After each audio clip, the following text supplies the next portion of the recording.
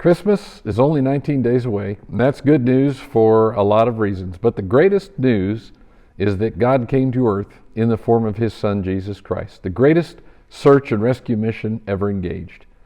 Just that fact alone is all the reason any of us needs for real hope, real peace, real love, real joy this time of year. Today marks the second week of Advent, where the focus is on peace. Isaiah wrote some 700 years before Jesus was born, "For unto us a child is born, unto us a son is given, and the government shall be upon his shoulders, and his name shall be called Wonderful Counselor, Mighty God, Everlasting Father, Prince of Peace." Whoever you are this morning, and wherever you are joining us here, that's the good news. God coming to earth, Emmanuel, secures our hope of heaven and gives us peace in the middle of turmoil. I wonder, do you know Him? If you don't, please stay tuned until the end of this message today, because we're going to invite you to get to know Jesus Christ. My guess is that every one of us listening right now could stand to hear the message of peace on earth again. Yes, you there. Are you still home alone? Remember, we're talking about how to survive the holiday season when you're home alone. And this morning, I'm thinking of a scene from Home Alone where Kevin McAllister has just come to realize that his family is gone. All the rules and restrictions in his life suddenly are lifted. Now, imagine being 8 years old and having the run of the house. First thing he does is remember everything about his family members that he doesn't like. And it's followed by a dance of joy all around the house. Then he's jumping up and down on his parents' bed, eating popcorn, and then into his older brother's room, digging through all of his private stuff. Next, he's shooting a BB gun in the kitchen. And then that evening, Kevin is sitting in the TV room, eating a huge bowl of ice cream and junk and watching a fictitious old gangster movie, Angels with Filthy Souls, obviously not suitable for viewing. And as he sits watching, Kevin yells out to his non-existent family, "Guys, I'm eating junk and watching rubbish. You better come out and stop me." No one does. No one is there to stop him, even though later he wishes they were. Kevin in that scene reminded me of something that happens to us this time of year, and that is happening especially this year. It's not that all restraint and accountability suddenly goes away, but we certainly are faced with some changes, aren't we? How are you doing at handling Christmas 2020? What are you doing with the changed schedule, the time off, the changed expectations? Is this the most wonderful time of the year, or is this the most treacherous time of the year? Let me point out a couple of verses up front that I think need to be read this first Sunday of December 2020. Galatians 5:13, Paul said, "For you were called to freedom, brothers. Only do not use your freedom as an opportunity for the flesh, but through love serve one another."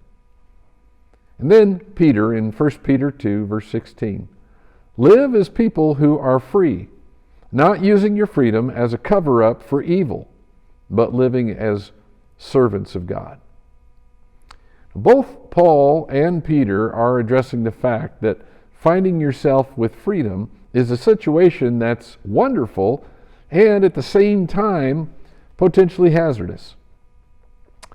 Oh, it's a lot of fun to be free, but using it to fill ourselves with junk and rubbish has a price. There is a growing idea that freedom means no limits, no law, no authority, no personal responsibility.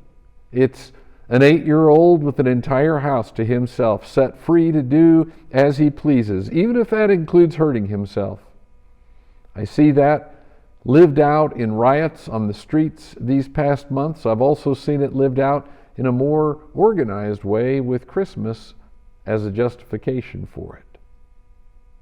I think the first time I realized that Christmas had some controversy with it was the first time I watched and really began to understand Charles Dickens' A Christmas Carol. Even as a boy, I could tell that there was an agenda to that story, trying to fix something about Christmas. What had happened to it? I could tell that in my lifetime there had been a lot that had happened surrounding what we call Christmas. But since then, I have learned that the controversy of Christmas didn't just happen in my lifetime. Christmas has been a contested issue for centuries. From its very beginnings, the church didn't set aside a specific holy day in memory of only Jesus' birth. The adoption of December 25th wasn't based on the day of Jesus' birth. It was an adoption of an already existing pagan holiday. So Christians started a holiday and made it a celebration of something else, something good. By the Middle Ages, Christmas celebration largely had become something we wouldn't recognize. Now you have to try to imagine what life must have been like in medieval Europe. Poverty was the norm then. Once late November rolled around each year, harvest was done. It was the only time of year that slaughtering for meat could be done without having to preserve it. So there was an abundance of food that there wasn't any other time of the year. There's no field work to be done for many weeks, so it's not too surprising that it became a season of excess and what came to be called by many misrule. It was the season of the year that really contributed to people's behavior at the time. 1583, Philip Stubbs was writing about Christmas. He said, "More mischief is at Christmas time committed than all the year besides. What dicing and carding, what eating and drinking, what banqueting and feasting is then used to the great dishonor of God and the impoverishing of the realm." Puritanism rose up in England. The Puritans wanted to purify their society of all kinds of evils, including the wild activity that had come to surround Christmas time. So when a group of Puritans landed in the New World in 1620, they brought with them a pushback against Christmas. Those who were less devout made it the time of misrule like it had been in England. There was excessive drinking, loud, bizarre behavior, public misbehavior was excused. The rich were all but coerced into giving their best to the poor, or else. Kind of like the idea of trick-or-treating. 1659, the General Court of the Massachusetts Bay Colony made it a criminal offense to publicly celebrate Christmas and declared, "Whosoever shall be found observing any such day as Christmas or the like, either by forbearing of labor, feasting, or any other way, was subject to a 5-shilling fine." The restrictions stuck into the 1700s. In fact, by the time of the Declaration of Independence, Christmas wasn't widely celebrated in the colonies. Obviously, there was a change. Historian Ronald Hutton shows how the reconstruction of Christmas largely is a result of a revival of the holiday helped along by Charles Dickens, who, he said, linked worship and feasting within a context of social reconciliation. Dickens meant to impact the way people look at Christmas. In his will, he urged his children to guide themselves, he said, by the teaching of the New Testament in its broad spirit, and to put no faith in any man's narrow construction of its letter here or there. Read through A Christmas Carol and watch for the way that Dickens seeks to make Christmas something that reflects the Spirit of Christ all over again. So a new movement emerged. Christmas became more Christ-focused, and it gained momentum. It was 1870, finally, when Congress proclaimed it a national holiday in the United States. And since then, with the help of a lot of songs, poems, movies, cards, a lot of marketing, a lot of traditions, we have what we have today.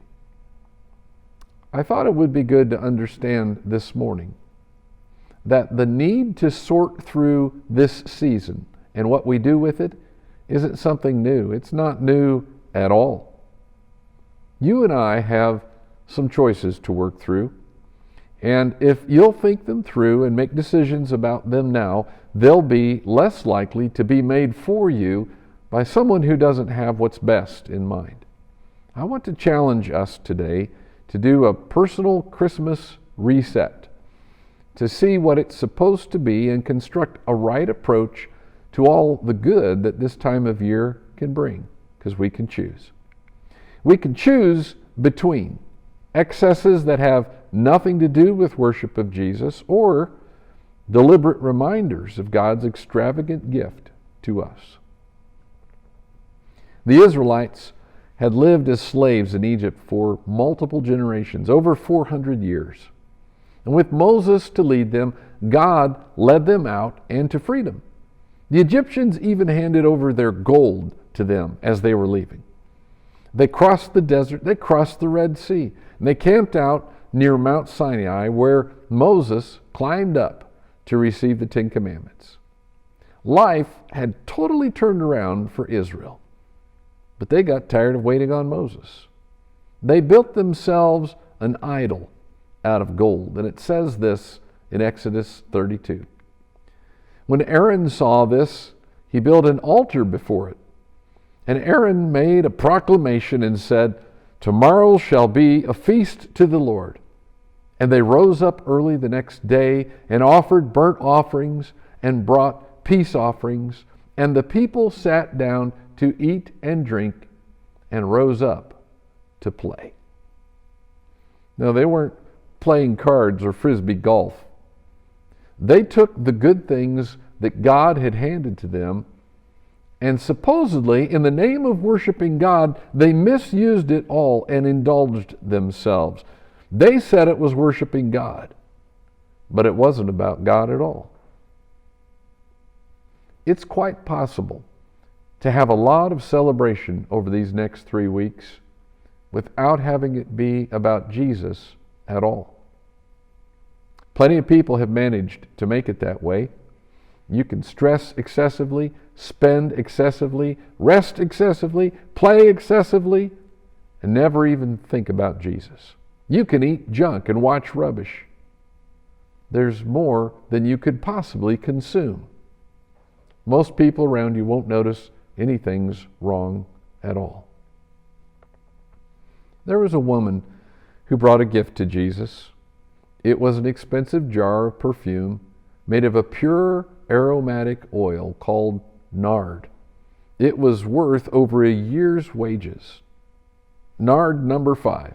And she knelt down before Jesus. She broke open that jar. She poured it out on Jesus from head to toe. Then she let down her hair and used her hair to wipe his feet.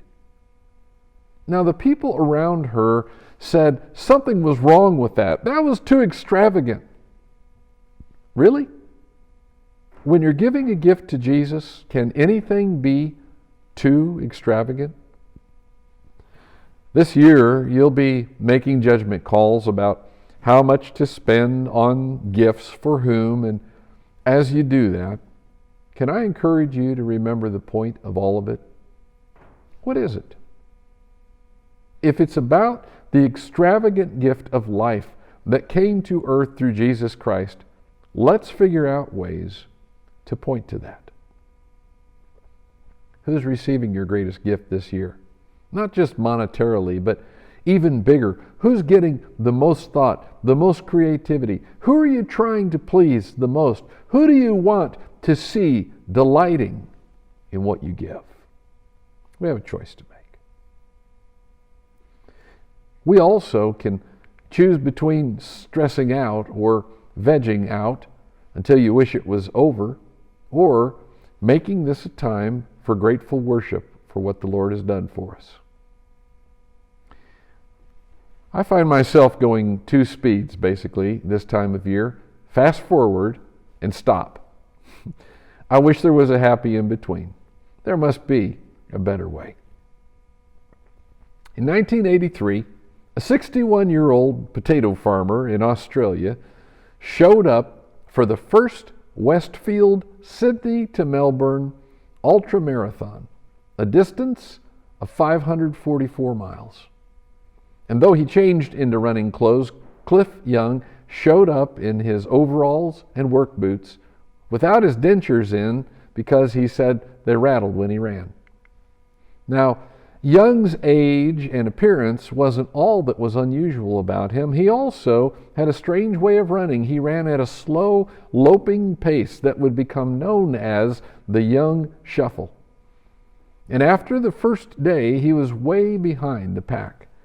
The other runners stopped for 6 hours, and Cliff kept running without stopping for 5 days, 15 hours, 4 minutes. He took the lead that first night, and he won 10 hours ahead of the next fastest runner. I guess you could say that Cliff Young knew how to pace himself, and it made him a legend. I admire somebody who's able to pace himself with a goal in mind, and as a result, finishes well. You could become a couch potato this time of year, especially when you can't go outside or out with your friends or out at all anymore.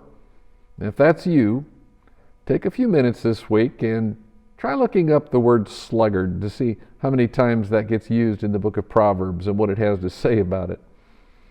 And then take a minute and consider Ephesians chapter 2, verse 10, where it says that we are his workmanship, created in Christ Jesus for good works, which God prepared beforehand that we should walk in them. God has prepared good things for us to do. But even ahead of that, he has created us to be something. Trying just to do is when we stress out because we'll never get everything done. I remember Leo Perello used to pass out round tuits, little round wooden coins that said "to it" on them, because of all the things that we say we're going to get done when we get around to it. Well, I had one of those, and I still didn't get everything done. There's really only one way to choose not to become a potato or to burn out, and that's to make time for being what God wants us to be. People who love him with all our heart, soul, mind, and strength. Listen to what God says in Psalm 46, verse 10. Be still and know that I am God. I will be exalted among the nations. I will be exalted in the earth. Last Sunday, Brian and Heidi led us together here online in a different time of worship, a different way of worshiping. It's called Lectio Divina.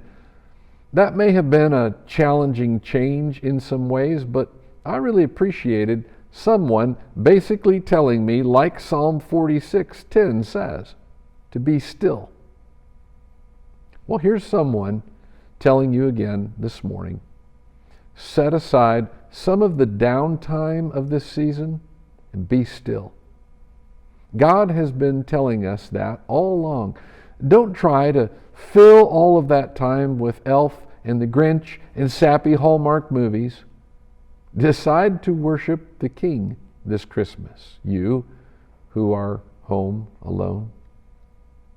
We can choose that. We also can choose between getting all caught up in giving and receiving stuff or making it a time to share the joy of life in Jesus with someone who needs to be reminded of it. Now, this one is easy for me to say because I'm probably among the worst when it comes to figuring out what to give for gifts. And then after figuring it out, I take too long hunting, researching, and stressing before I finally hit the button, pull the trigger, seal the deal. I understand that exchanging gifts is a way we express our thoughtfulness to others. Believe me, I understand how receiving gifts can be a blessing too. But you and I, who know Jesus Christ, have a gift to share with people this time of the year and every other time as well. But this time, it seems especially shareable, and like many people maybe will be open to receiving it. It's actually God's gift that He gave for everyone when Jesus came into the world. Paul is contrasting that with the gift that Adam gave us, death. Ever since Adam and Eve chose to sin in the Garden of Eden, death has been hung over our heads. But Jesus came into this world to undo that. And Paul's talking about it in Romans 5 when he says, the free gift is not like the result of that one man's sin. For the judgment following one trespass brought condemnation, but the free gift following many trespasses brought justification. For if because of one man's trespass death reigned through that one man, much more will those who receive the abundance of grace and the free gift of righteousness reign in life through the one man, Jesus Christ. That's the great news of Christmas, that we get to share with people. We can choose to share that great reason for our joy with people this year, or we can spend all of our energy trying to decide which scarf to buy for them. Well, go ahead and get the gray scarf, but then give it with a message that says, I care about you. I care enough to give you what I have. I have found life in Jesus, and I want you to have it too. You, home alone, are you listening? You, eating junk and watching rubbish, I want you to have life in Jesus too. That's what Christmas is really about every day of the year. It's just that today, right now, you've been listening to this message, and right now, you have a choice to make. Will you please choose to get in touch with me or with any of our staff here at Central Christian Church? Just use this information up on the screen. Let us help you through some next steps to becoming a follower of Jesus.